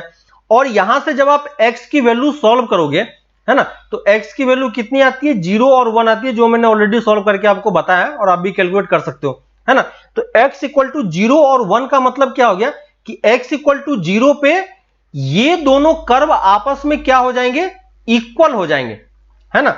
x इक्वल टू 1 और x इक्वल टू 0 पे ये दोनों कर्व क्या हो जाएंगे, इक्वल हो जाएंगे। यही मतलब होता है इक्वेट करने का और इक्वेशन का सॉल्यूशन फाइंड करने का, है ना। तो अब इसी चीज को अगर मैं दूसरे तरीके से आपको एक्सप्लेन करूं, है ना, तो इसका जो सॉल्यूशन होता है, है ना, सॉल्यूशन ऑफ कर्व, ये जो सॉल्यूशन आया है, ये जो x की वैल्यू 0 और 1 आपको मिली है, ठीक है, ये x इक्वल टू 0 और 1, और अगर इस इक्वेशन को आप ग्राफ के थ्रू समझने का ट्राई करो, ठीक है, तो ग्राफ के थ्रू अगर आप समझने का ट्राई करोगे तो एक्चुअली में हुआ क्या होगा कि y equal to x square आपने प्लॉट किया होगा और y इक्वल टू एक्स आपने प्लॉट किया होगा, ठीक है, और दोनों कर्व एक्चुअली में क्या किया होगा, आपस में इंटरसेक्ट किया होगा, है ना। और वो इंटरसेक्शन का x कोऑर्डिनेट हमें ये 0 और 1 मिला है, ठीक है। तो एक्चुअली में जो सॉल्यूशन होता है, अगर आप सॉल्यूशन को थोड़ा सा डिटेल में समझो और ग्राफ के थ्रू अब समझो, ठीक है। सॉल्यूशन क्या होता है, सॉल्यूशन को अगर आप ग्राफ के थ्रू समझोगे किसी भी इक्वेशन में, तो सॉल्यूशन एक्चुअली में क्या होता है, solution is it is the intersection points of given curves, है ना। तो सॉल्यूशन का ग्राफिकल मीनिंग ये है, ये कौन सा मीनिंग है, ग्राफिकल मीनिंग है ना। ग्राफिकली अगर आप इसको रिप्रेजेंट करने का ट्राई करो तो ये होता है, और एल्जेब्रिकली अगर आप उसकी वैल्यू कैलकुलेट करो तो x इक्वल टू 0 और 1 मिलेगा, ठीक है। तो x इक्वल टू 0 और 1 से सिर्फ आपको वैल्यू दिखाई पड़ेगा, लेकिन एक्चुअली में क्या हुआ वो आपको दिखाई नहीं पड़ा। तो अगर आपको एक्चुअली में ग्राफ में देखना है कि सॉल्यूशन का क्या इफेक्ट हो रहा है, तो उसके लिए हम क्या करेंगे, दोनों कर्व को एक ही ग्राफ पे प्लॉट करेंगे। देखो y equal to x square को मैं रेड से प्लॉट कर रहा हूं, तो y equal to x square मेरे पास ये हो गया, है ना। और y इक्वल टू एक्स को मैं ग्रीन से प्लॉट कर रहा हूं, ये देखो, है ना। तो इन दोनों कर्व को अगर आप प्लॉट करोगे तो x इक्वल टू 0 और 1 जो हमें सॉल्यूशन मिला था, ये एक्चुअली में कौन सा पॉइंट था, ये हमें x की वैल्यू मिली, इसका मतलब हमें x कोऑर्डिनेट मिलेगा, है ना। तो यहां पे आपको ग्राफ में एक्चुअली दिख रहा है कि हमारे पास दो सॉल्यूशन है कि नहीं। अगर आप इसका इक्वेशन नहीं निकालते, अगर किसी ने मुझसे क्वेश्चन में ये पूछा होता कि इन दोनों कर्व का, है ना, किसी ने मुझसे क्वेश्चन में ये पूछा होता कि ये इक्वेशन 1 और इक्वेशन 2 के टोटल नंबर ऑफ सॉल्यूशन कितने हैं, ठीक है। इसने सिर्फ सॉल्यूशन, नंबर ऑफ सॉल्यूशन पूछा, ठीक है। इसने हमसे ये नहीं पूछा कि सॉल्यूशन क्या है मुझे ये बताओ, ठीक है। इसने नंबर ऑफ सॉल्यूशन की बात की है। तो नंबर ऑफ सॉल्यूशन की बात की है तो मैं, या तो आप इस तरीके से भी सॉल्व कर सकते हो, कोई प्रॉब्लम नहीं है, ठीक है। यहां पे सॉल्व करोगे तो x की 2 वैल्यू मिली, इसका मतलब हम बोल सकते हैं कि 2 सॉल्यूशन होगा। लेकिन हमें ये एक्चुअली में वैल्यू कैलकुलेट करने की जरूरत थी नहीं, ठीक है। आप डायरेक्टली अगर ग्राफ प्लॉट करते तो आपको ये दिख जाता कि ये 2 पॉइंट पे कट कर रहा है ना। तो 2 पॉइंट पे कट कर रहा है, तो यहां से आप क्या बोल सकते हो कि इस दोनों का क्या होगा, 2 सॉल्यूशन होगा, है ना। तो आपको ये मतलब समझ में आ रहा है क्या कि हम जब इक्वेशन को इक्वेट करते हैं तो क्या मतलब होता है, ठीक है। अगर मैं आपसे ये बोलूं एक्स स्क्वायर इक्वल टू 2, ठीक है। तो एक्स स्क्वायर इक्वल टू 2 अगर कोई बोलता है तो मेरे माइंड में इसका सॉल्यूशन नहीं आना चाहिए, इसके माइंड में मेरे पास ये आना चाहिए कि ये एक्चुअली में 2 कर्व था हमारे पास। 2 कर्व कौन सा था, y equal to x square और y इक्वल टू 2, और इन दोनों कर्व को अगर किसी ने सेम ग्राफ पे प्लॉट किया होगा, ठीक है, दोनों कर्व को अगर किसी ने सेम ग्राफ पे प्लॉट किया होगा तो उसको दोनों कर्व के कितने इंटरसेक्शन पॉइंट दिखाई दिए होंगे, दोनों कर्व के 2 इंटरसेक्शन पॉइंट दिखाई दिए होंगे, है ना। और इसी दोनों की अगर आपको एग्जैक्ट वैल्यू चाहिए कि कितनी है, तो एग्जैक्ट वैल्यू निकालने के लिए हम इसको सॉल्व करेंगे। तो यहां पे जब सॉल्व करोगे तो कितना आएगा, x इक्वल टू √2 और x इक्वल टू -√2। क्लियर है। तो सॉल्यूशन का ग्राफिकल मीनिंग आपको समझ में आ रहा है क्या, कि ग्राफिकल मीनिंग क्या होता है ना। अगर हमसे कोई ये बोलता है कि ये इसका सॉल्यूशन बताओ क्या होगा, ठीक है, तो सॉल्यूशन निकालने के लिए हम क्या करेंगे, यही चीज हमें सॉल्व करना है, ठीक है। और अगर कोई हमसे सिर्फ ये पूछता है कि नंबर ऑफ सॉल्यूशन क्या होगा, तो हमें बस एक्चुअली में क्या काउंट करना होता है, इंटरसेक्शन पॉइंट काउंट करना होता है। क्लियर है। अगर कोई मुझसे ये बोलता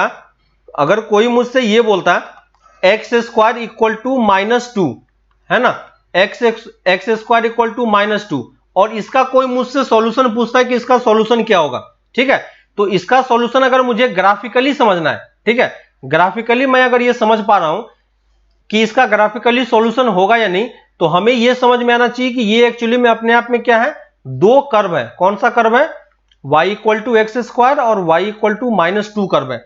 और दोनों कर्व को अगर आप यहां पे ग्राफ पे प्लॉट करोगे तो ये y equal to x square का कर्व हो गया और ये y इक्वल टू -2 का कर्व हो गया, ठीक है। क्या ये दोनों कर्व किसी पॉइंट पे कट कर रहा है क्या आपस में, है ना, नहीं कर रहा है। इसलिए इसका क्या होगा, इसलिए हम इसका क्या बोलते हैं, नो रियल सॉल्यूशन, क्योंकि हम रियल नंबर के लिए पढ़ते हैं इसलिए रियल नंबर सॉल्यूशन बोलते हैं। या नो सॉल्यूशन भी लिखो तो कोई प्रॉब्लम नहीं है, या नो रियल सॉल्यूशन भी हम बोल सकते हैं, कोई प्रॉब्लम नहीं है, ठीक है, दोनों वैलिड है। क्लियर हो रहा है? तो सॉल्यूशन मतलब आपको समझ में आ रहा है कि क्या मतलब होता है? जब भी आपको कोई इस टाइप से इक्वेशन दे तो आप उसको इस दो पार्ट में ब्रेक करके समझने का ट्राई करो कि एक्चुअली में ग्राफ में हो क्या रहा है ना? ग्राफिकली हम इसको समझने का ट्राई कर रहे हैं, ठीक है? अब अगर इसी कॉन्सेप्ट को मैं यहां पे यूज करूं, ठीक है, इसी कॉन्सेप्ट को मैं अगर यहां पे यूज करूं कि अगर कोई मुझसे ये पूछता कि हमारे पास इक्वेशन है y इक्वल टू, लिखो ये क्वेश्चन, लिखो एक एग्जांपल लिख लो, fx इक्वल टू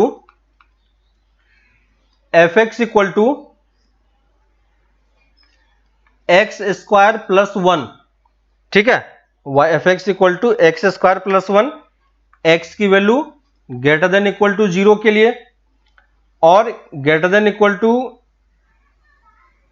और यहां पे मैं एक इक्वेशन ले रहा हूं x plus 1, x less than 0 के लिए, ठीक है? उसने हमसे ये दिया कि ये एक फंक्शन है, ठीक है, ये एक फंक्शन होगा, आपको समझ में आ रहा है ना? तो ये एक फंक्शन है, लेकिन मुझसे क्वेश्चन ये पूछा है कि find the number of solution, find the number of solution of the equation fx equal to -2। First part ये है, second part fx equal to 1, और थर्ड पॉइंट है fx इक्वल टू 3, ठीक है? यहां पे देखो उसने क्या पूछा है मुझसे, एग्जैक्टली इक्वेशन नहीं पूछा है, उसने मुझसे ये पूछा है कि मुझे इसका नंबर ऑफ सॉल्यूशन बताओ, है ना? इसने मुझसे नंबर ऑफ सॉल्यूशन की बात बोल रहा है कि इसके कितने सॉल्यूशन होंगे। तो आपको ये चीज अगर समझ में आ रहा है तो हमसे यहां से डायरेक्टली ये स्ट्राइक करना चाहिए कि ये एक्चुअली में दो कर्व होगा। एक कर्व कौन सा होगा? एक कर्व होगा y equal to F x, और एक कर्व होगा y इक्वल टू -2, है ना? y इक्वल टू -2, 1 और 3 अलग अलग केस में लेंगे, पहले वाले केस के लिए मैं बोल रहा हूं। तो ये इक्वेशन है, अगर हम इन दोनों कर्व को प्लॉट करें और ये दोनों कर्व जितने पॉइंट पे कट करेगा उतने नंबर ऑफ सॉल्यूशन होंगे, है कि नहीं? तो अगर हमें नंबर ऑफ सॉल्यूशन फाइंड करना है तो हमें एक्चुअली में इसका ग्राफ प्लॉट करना है, ठीक है, और इसका ग्राफ प्लॉट करना है, और दोनों का ग्राफ प्लॉट करना आपको आता है इजिली, ठीक है? इसका ग्राफ प्लॉट कर सकते हैं y equal to F x का। तो देखो यहां पे मैं y equal to F x का ग्राफ प्लॉट कर रहा हूं, चेक करना आप कि क्या इसका ग्राफ इसी फॉर्मेट का होता है या नहीं होता है, ठीक है? मैं डायरेक्टली प्लॉट करके आपको दिखा रहा हूं, ठीक है? देखो y equal to x square plus 1 का ग्राफ ऐसा कुछ होगा, है ना, और y equal to x minus 1 का ग्राफ ऐसा कुछ होगा, ठीक है, ऐसा कुछ कर्व होगा। लेकिन हमें ग्रेटर देन 0 के लिए चाहिए, तो मैं डायरेक्टली कर्व को प्लॉट कर रहा हूं, आप घर पे इस कर्व को प्लॉट करना, ठीक है? इसका मैं डाउट आपको नहीं बताऊंगा अभी कि ये कर्व कैसे मैं प्लॉट कर रहा हूं, ये चीज आपको खुद से घर पे प्लॉट करके देखना है, ठीक है, कि ऐसा कर्व आ रहा है या नहीं आ रहा है, ठीक है? आप खुद से प्लॉट करना और मुझे बताना कि इसमें कोई डाउट हो तो कल फिर नेक्स्ट क्लास में हम इसको डिस्कस कर लेंगे, अगर नहीं होगा तो कोई बात नहीं, ठीक है? तो ये देखो इस कर्व को आप प्लॉट करोगे तो ये ऐसा कर्व आएगा। ये वाला पार्ट क्या है? एक्स स्क्वायर प्लस 1 वाला पार्ट है, और ये -x प्लस 1 वाला पार्ट है ना? इस पॉइंट का या दोनों का इंटरसेक्शन आप कैलकुलेट करोगे तो इंटरसेक्शन कितना आएगा? इंटरसेक्शन आप कैलकुलेट करके देखना कितना आएगा, 0, ये 0,1 आएगा, ठीक है? आप कैलकुलेट करके देखना इस दोनों का, ये सॉल्यूशन आ रहा है, यही आ रहा है क्या? x इक्वल टू 0 पे 1 आ रहा है, ठीक है ना? तो ये वाला जो सबसे लोएस्ट पॉइंट है ये वाला पॉइंट है, तो इसका आप कर्व प्लॉट करोगे तो ऐसा कुछ आएगा, ठीक है? अब देखो मुझे नंबर ऑफ सॉल्यूशन की बात बोला है उसने, तो नंबर ऑफ सॉल्यूशन के टर्म्स में अगर समझने का ट्राई करोगे तो नंबर ऑफ सॉल्यूशन क्या बोल रहा है कि इस दोनों कर्व को आपको एक साथ प्लॉट करना है, ठीक है? तो पहला वाला देखो मैंने y equal to F x तो प्लॉट कर लिया, ठीक है? अब इसी कर्व पे मैं y इक्वल टू -2 प्लॉट करूंगा, और अगर दोनों कर्व किसी पॉइंट पे कट करेगा तो उसके उतने नंबर ऑफ सॉल्यूशन होंगे। ये चीज क्लियर हो गया, सब हो गया? तो देखो मैं y इक्वल टू -1 पुट कर रहा हूं, ये कौन सा कर्व है? ये y equal to F x का कर्व है, ये वाला जो फंक्शन था हमारे पास। और y इक्वल टू -2 कैसा होता है? y equal to -2, horizontal line होता है, याद होगा आपको, कांस्टेंट फंक्शन है, ठीक है। तो ये y इक्वल टू -2 का है। क्या दोनों कर्व किसी पॉइंट पे कट कर रहा है? क्या नहीं कर रहा है। इसका मतलब इस वाले पार्ट में आपके पास क्या कोई सॉल्यूशन मिलेगा? नो सॉल्यूशन मिलेगा। देखो मैंने कितना इजीली बता दिया कि नो सॉल्यूशन है कि नहीं। ये दोनों कर्व किसी पॉइंट पे कट नहीं कर रहा। ये -2 है तो -2 नीचे कहीं आएगा, है ना, -2 नीचे कहीं आएगा, तो ये कहीं भी क्या होगा? कट नहीं करेगा। कट नहीं करेगा तो इसका हम क्या बोल पाएंगे कि इस पहले वाले इक्वेशन का कितने सॉल्यूशन होंगे? 0 सॉल्यूशन होंगे या कोई सॉल्यूशन नहीं है, ठीक है। fx इक्वल टू 1, तो एक इक्वेशन तो हमारा y इक्वल टू fx है, दूसरा हम क्या ले लेंगे? y इक्वल टू 1, है ना। तो y इक्वल टू 1 जब आप प्लॉट करोगे तो y इक्वल टू 1 आपका क्या होगा? y इक्वल टू 1 आप कैसे लिखोगे? ठीक है, ब्लैक से मैं बता रहा हूं, y इक्वल टू 1 ये वाला लाइन है ना। तो y इक्वल टू 1 एक्चुअली में कितने पॉइंट पे कट किया है? सबसे लोएस्ट पॉइंट पे कट किया है। आप ध्यान से देखोगे ये सिर्फ किस पॉइंट पे कट कर रहा है? लोएस्ट पॉइंट पे कट कर रहा है। तो यहां से आपको कितने सॉल्यूशन मिलेंगे? 1 सॉल्यूशन, ठीक है। ये बस नंबर ऑफ सॉल्यूशन की बात कर रहा है, इसलिए मैं उसे बस नंबर ऑफ सॉल्यूशन बता रहा हूं, ठीक है। और third point y equal to हमें 3 पुट करना है, ठीक है। y इक्वल टू 3, तो यहां पे y इक्वल टू 3 मैंने लिख दिया, और y इक्वल टू 3 कहीं यहां कहीं पे होगा। कहां पे होगा मुझे एग्जैक्टली नहीं पता करना है, लेकिन कहां पे होगा, इससे ऊपर होगा या नीचे होगा वो मुझे पता करना है, ठीक है। तो देखो इसने कितने पॉइंट पे कट किया? 2 पॉइंट पे कट किया। तो इस वाले पार्ट से आपके पास कितने सॉल्यूशन आएंगे? 2 सॉल्यूशंस आएंगे, है ना। तो देखो मैंने ये इक्वेशन हमें दिया हुआ था, ये कर्व फंक्शन हमें दिया हुआ था, ब्रांच फंक्शन, और उसके बेसिस पे हमने ये तीनों क्वेश्चन को डायरेक्टली ग्राफ के थ्रू मैंने आंसर किया, ठीक है। हमने एग्जैक्टली पॉइंट कैलकुलेट नहीं किया कि सॉल्यूशन एक्चुअली में आ क्या रहा है ना। सॉल्यूशन जब निकालना होगा तब निकालेंगे। हमसे उसने बस नंबर ऑफ सॉल्यूशन पूछा था, तो मैंने बस नंबर ऑफ सॉल्यूशन बता दिया। क्लियर है सबको कि कैसे हम ग्राफ प्लॉट कर रहे हैं और क्या कर रहे हैं, ठीक है। मैं कुछ क्वेश्चंस लिख देता हूं, आप उस क्वेश्चन को घर पे ट्राई करना, ठीक है। और ब्रांच फंक्शन है उसका कर्व प्लॉट करने का ट्राई करना और देखना कि क्या होता है, ठीक है। तो 2-3 क्वेश्चन लिख लो, मैं बस लिख देता हूं।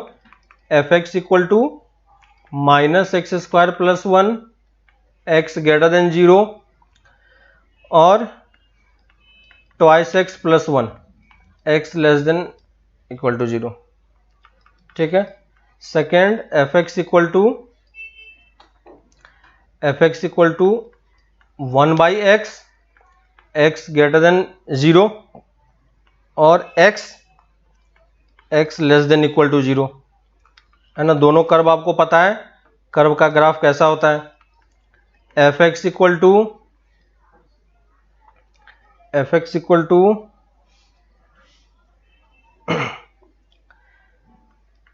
1/x और ये -x में ले रहा हूं, ठीक है। x greater than 0 x less than equal to 0, ठीक है। ये 3 कर्व है, इन तीनों कर्व का आपको क्या करना है? प्लॉट दी ग्राफ, ठीक है ना, प्लॉट दी ग्राफ, और उसके बाद डोमेन, रेंज, ये चीज कैलकुलेट करना दोनों का कि क्या होगा इसका, है ना। क्योंकि ग्राफ अगर आपके सामने प्लॉट हो चुका है तो आप बाकी चीजें कैलकुलेट कर पाओगे, ठीक है। तो ये 3 क्वेश्चन आप ट्राई करना, फिर हम लोग इसी को आगे नेक्स्ट क्लास में कंटिन्यू करेंगे। अभी आपको इस क्लास के बाद, है ना, और कुछ टाइम के बाद आपको एक असाइनमेंट मिल जाएगा, है ना। तो असाइनमेंट बुक में आपके पास कोई क्वेश्चन नहीं होगा, असाइनमेंट शीट में आपके पास क्वेश्चन नंबर 1 to 5, ठीक है। 5 क्वेश्चन आपको यहां से करने हैं, ठीक है, 5 क्वेश्चन यहां से करना। और जो प्रीवियस वाला हमारे पास जो वो शीट चल रहा है, जेई वाला जो शीट है ना, जेई वाले शीट में क्वेश्चन नंबर 26 से लेके कहां तक करना था? 5 क्वेश्चन उधर से कम कर लो 45 तक, ठीक है। आप लोग 50 तक ट्राई करना, अगर टाइम होगा तो आप लोग आगे कंप्लीट कर सकते हो, कोई प्रॉब्लम नहीं है। लेकिन हम लोग ये 5 क्वेश्चन आपका यहां से हो गया और 20 क्वेश्चन यहां से है, ठीक है। तो 25 क्वेश्चन अभी भी आपके पास है ना। तो ये 2 क्वेश्चन हम लोग नेक्स्ट क्लास में डिस्कस करेंगे। असाइनमेंट वाले में आपको कोई प्रॉब्लम नहीं होगा, सब कुछ आपका किया हुआ है, जल्दी जल्दी आपका सॉल्व होता जाएगा, ठीक है। तो नेक्स्ट क्लास में आप ये कंप्लीट करना, फिर नेक्स्ट क्लास में हम इसी ग्राफ से ही फिर से स्टार्ट करेंगे। और भी बहुत सारे टाइप के ब्रांच फंक्शन है हमारे पास, और उन ब्रांच फंक्शन में हम क्या क्या चीजें कर सकते हैं उसको भी हम थोड़ा सा डिटेल में एक्सप्लेन करेंगे। ठीक है, तो आप ये क्वेश्चन ट्राई करो, फिर हम लोग इसके आगे नेक्स्ट क्लास में मिलते हैं। ठीक है, क्लास थोड़ा सा 5-10 मिनट लेट होता है। ठीक है, तो डेली आपका क्लास 11 बजे के बाद ही किसी टाइम पे स्टार्ट होगा। ठीक है, तो थोड़ा सा वेट करना, मैक्सिमम 11:15 तक आपका क्लास स्टार्ट हो ही जाएगा। ठीक है, तो ये सब क्वेश्चन आप ट्राई करो, फिर हम लोग नेक्स्ट क्लास में आगे इसी को कंटिन्यू करते हैं। ओके, चलो बाय।